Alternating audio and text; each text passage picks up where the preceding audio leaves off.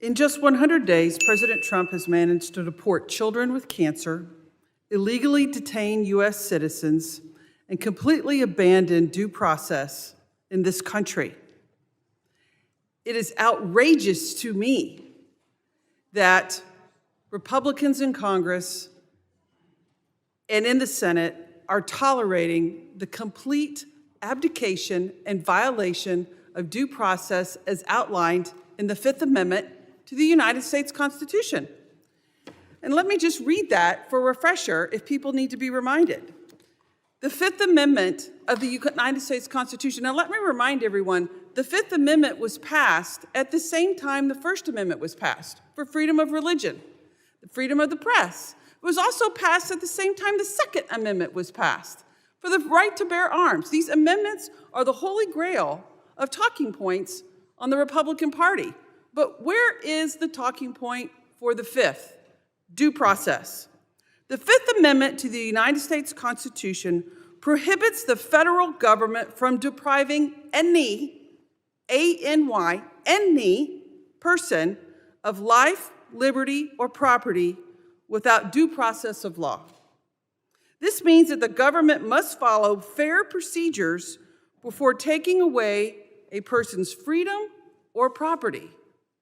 And what we have going on right now is a swoop and steal campaign by ICE to swoop into communities, snatch people by masked agents who won't even have the courage to identify themselves, haul people off the streets, thrown onto a plane, and flown away from their community, their family, and their right of access to a court hearing.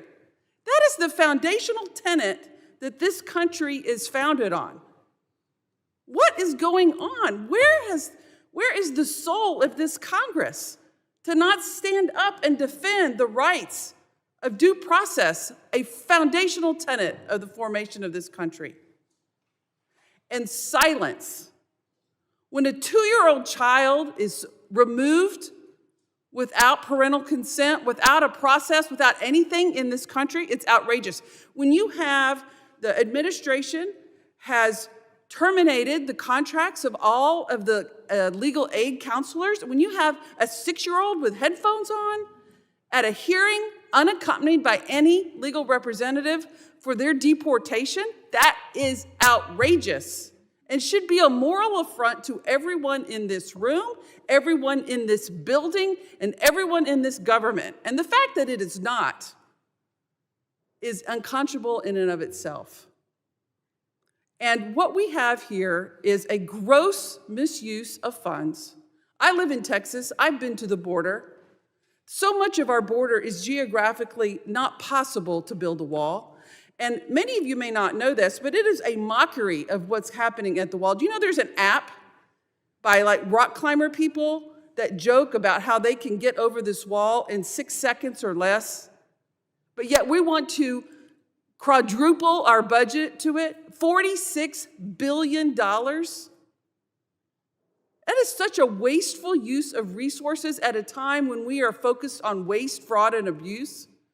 That $46 billion could pay for the funding of cybersecurity education, a bill we had in this committee not too long ago. That $46 billion could give much-needed pay increases to Border Patrol. It could fund timely processing so that people could come into this country, get a hearing, and not be released without an opportunity to have a hearing for 6 years.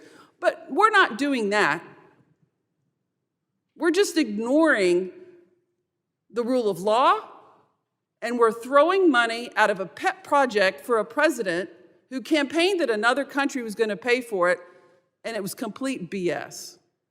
It's time for responsibility to act and to prevail in this room, in this building, and in this Congress, because this is outrageous, this complete annihilation of due process. Thank you, and I yield back.